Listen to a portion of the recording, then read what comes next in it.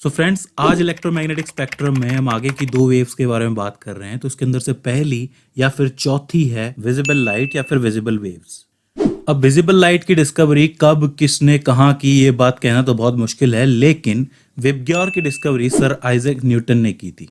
अब देखिए, ऐसा नहीं है कि विबग्योर पहले लोगों ने नहीं देखा था, बिल्कुल देखा था। कई बार प्रिज्म से गुजार के लाइट को 7 कलरों में टूटते हुए देखा था, और रेनबो तो लोग शुरू से ही देखते हुए आ रहे हैं। लेकिन लोगों का मानना ये था कि ये जो 7 कलर में टूटती है लाइट प्रिज्म में से होके गुजर के, ये प्रिज्म की वजह से ही होता है, यानी कि प्रिज्म की कोई ऐसी प्रॉपर्टी है जिसकी वजह से लाइट 7 कलर्स में टूटती है। लेकिन सर आइजैक न्यूटन ने यह बताया था कि सन से आने वाली वाइट लाइट जो होती है वो इन 7 कलरों से मिलकर बनती है, जिसको लेके उन्होंने एक एक्सपेरिमेंट भी किया था। और इस एक्सपेरिमेंट में उन्होंने वाइट लाइट को प्रिज्म से गुजारा, उसे 7 रंगों में तोड़ा, और फिर एक एक करके हर रंग के आगे एक पतली सी स्लिट रख दी। अब जैसे ही उन कलर्स की लाइट उन स्लिट्स में से गुजरती, तो उन्हें ये बात पता चली कि ये कलर्स अपने आप में इंडिविजुअल है, एक दूसरे से इंडिपेंडेंट है और प्योर लाइट है। इसका मतलब इसके अंदर किसी तरीके की मिलावट नहीं है। दूसरी चीज़ ये है कि उन्होंने दूसरे एक्सपेरिमेंट में एक प्रिज्म तो सीधा रखा और दूसरे को उल्टा रखा। तो पहले वाले में से गुजरने के बाद जब लाइट कलर्स में टूटी, और दूसरे प्रिज्म में से गुजरने के बाद जब लाइट वापस वाइट लाइट में कन्वर्ट हो गई, तो उन्हें ये विश्वास हो गया कि वाइट लाइट में पहले से ही ये सारी की सारी लाइट्स मौजूद होती हैं। तो ऐसा नहीं है कि ये लाइट्स किसी प्रिज्म की प्रॉपर्टी की वजह से टूट रही हैं। एक्चुअली ये प्रॉपर्टी ऑलरेडी लाइट में होती है।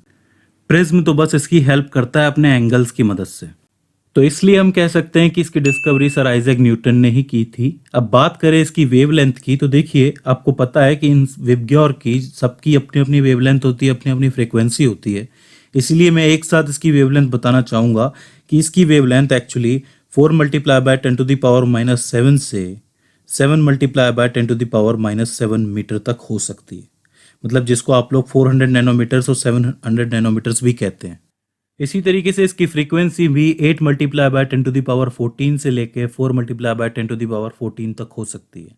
देखिए इसकी रेंज बहुत कम है, यानी कि ये विजिबल लाइट जो होती है बहुत कम रेंज में हमें दिखाई देती है, लेकिन ऑल ओवर हमें जो भी कुछ नज़र आता है अपनी आंखों से, वो सब इस लाइट के अंडर आता है।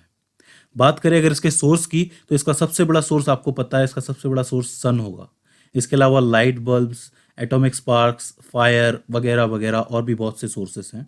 वहीं इसका डिटेक्शन हम लोग अपनी आइज से कर सकते हैं और ऐसे फोटो सेंसिटिव डिवाइसेस से कर सकते हैं, जिसका एक एग्जांपल है फोटो इलेक्ट्रिक इफेक्ट, यानी कि जब भी उसके ऊपर विजिबल लाइट पड़ती है और वो थोड़ी इंटेंस होती है, तो उससे इलेक्ट्रॉन जो है वो एनर्जी मिल जाती है उन्हें और वो बाहर निकल जाते हैं। ठीक है, तो इससे ईजिली उसका डिटेक्शन किया जा सकता है। रही बात इसके यूजेस की, तो इसके बहुत से यूजेस हैं। सबसे बड़ी बात तो आई साइट इसी से बनी रहती है, मतलब हम लोग जो भी देखते हैं वो इसकी मदद से देखते हैं। फोटोग्राफी होती है, इल्यूमिनेशन होता है, फाइबर ऑप्टिक्स में भी ये काम आती है, कम्युनिकेशन के अंदर भी इसका यूज़ होता है। इसी तरीके से इससे बहुत सारे यूजेस हैं, आप लिख सकते हैं। और लास्ट में अगर इसके डेंजर्स की बात करें, तो वैसे तो ये हार्मलेस होती है, लेकिन अगर इसकी ज़्यादा ही मात्रा, यानी कि ज़्यादा ही वैल्यू आपकी आंखों पे पड़े, ये बहुत ज़्यादा इंटेंस हो, तो ये रिसेप्टर सेल्स जो होते हैं आई के, वो जला सकती है, बर्न कर सकती है, जिससे कि टेम्परेरी या फिर परमानेंट ब्लाइंडनेस भी हो सकती है।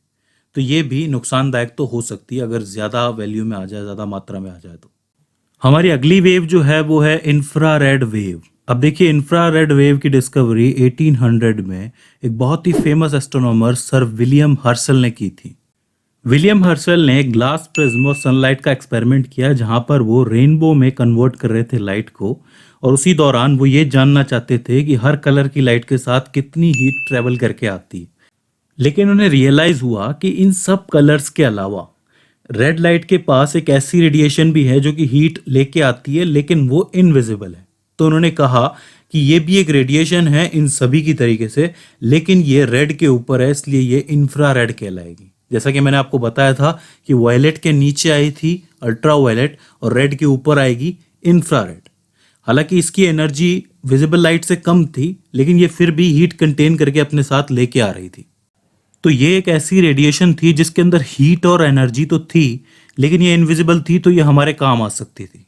अब बात करें अगर इसकी वेवलेंथ की, तो इसकी वेवलेंथ विजिबल लाइट से थोड़ी सी ज़्यादा है, और वो है तकरीबन 7 × 10⁻⁻7 से 1 × 10⁻³ मीटर तक, यानी कि इसकी वेवलेंथ आप देख सकते हैं कि विजिबल लाइट से भी थोड़ी सी ज़्यादा है।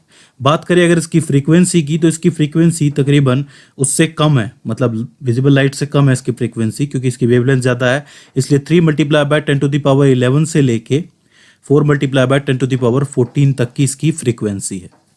अब अगर बात करें सोर्सेस की कि ये इंफ्रारेड रेज आती कहाँ से, तो इसका सबसे कॉमन सोर्स तो सन की रेडिएशन या फिर सोलर रेडिएशन या फिर फायर है, इसमें से निकलती है। इसके अलावा अगर आर्टिफिशियल की बात की जाए तो हीटिंग डिवाइस जितने भी होते हैं, जैसे कि हीटर हो गया या कोई लैंप हो गया, उसमें से इंफ्रारेड रेज निकलती हैं, लेकिन वो दिखाई नहीं देती हैं, हीट के रूप में बाहर आती हैं वो, ठीक है, एनर्जी कंटेन करके लाती है अपने साथ। अब अगर बात करें इसकी डिटेक्शन की कि आप इंफ्रारेड को किस तरीके से डिटेक्ट करेंगे, तो देखिए इंफ्रारेड लाइट जो होती है वो इनविजिबल होती है, लेकिन वो एनर्जी साथ में लाती है और वो हीट के रूप में लाती है। तो अगर फोटो सेंसिटिव डिवाइसेस लगे हुए हों तो वो उसको डिटेक्ट कर सकते हैं इजीली, ठीक है, कि यहाँ पे इंफ्रारेड रे है। लेकिन अगर आप मान लो कि इसको देखना चाहते हैं तो इसके लिए स्पेशल कैमरे होते हैं, इंफ्रारेड कैमरे, या फिर स्पेशल ग्लासेस होते हैं। अगर एक रीसेंट एप्लीकेशन की बात करूं तो जेम्स वेब टेलीस्कोप को इस तरीके से डिज़ाइन किया गया है, उसके अंदर इस तरीके के मटेरियल लगाए गए हैं कि वो इंफ्रारेड रेस को कलेक्ट करके उसकी इमेज बना सकता है। बात करें अगर इसके यूजेस की, तो देखिए मेडिकल एप्लीकेशंस में तो इसका यूज़ होता ही है, लेकिन मिलिट्री और डिफेंस में भी इसका यूज़ किया जाता है, ये देखने के लिए जैसे कि रात में या ऐसे टाइम पे या ऐसी जगह पे जहाँ पे कुछ भी देखना मुश्किल हो, तो इंफ्रारेड ग्लासेस को पहन के इजीली वहाँ की चीज़ों का पता लगाया जा सकता है, तो उसमें इसका यूज़ होता है। बाकी साइंटिफिकली और इंडस्ट्रियल एरिया में भी इसका यूज़ होता है। बाकी आपके घर का यानी कि डेली एप्लीकेशन में आपको बताऊं तो आपके घर में जितने भी रिमोट कंट्रोल्स है, जैसे कि टीवी का रिमोट कंट्रोल है, उसमें से जब आप कोई चैनल चेंज करते हो तो वहाँ पर भी इंफ्रारेड लाइट का यूज़ होता है। यानी कि जब आप रिमोट से चैनल चेंज करते हो तो उसमें से इंफ्रारेड रे निकलती है, जो कि टीवी के सेंसर्स से जा करके टकराती है या फिर इंटरेक्ट करती है, जिससे आपका चैनल चेंज हो जाता है। अब अगर इसके इतने फ़ायदे हैं तो उसका एक नुकसान भी है। नुकसान कुछ इस तरीके से है कि अगर ये लाइट ज़्यादा इंटेंस हो, मतलब ये वेव ज़्यादा इंटेंस हो, तो इसमें हीट ज़्यादा होगी, और अगर वो आपकी आँख पे पड़ जाए तो उससे रेटिना बर्न हो सकता है, मतलब रेटिना में प्रॉब्लम आ सकती है आपके, तो ये भी ब्लाइंडनेस क्रिएट कर सकता है। सो फ्रेंड्स, ये थी आगे की 2 रेज, विजिबल रेज और इंफ्रारेड रेज। आई होप आपको समझ में आई हो। देखिए ये चीज़ आपको समझ में आना ज़रूरी है, क्योंकि इससे आपकी डे टू डे की लाइफ जुड़ी हुई है।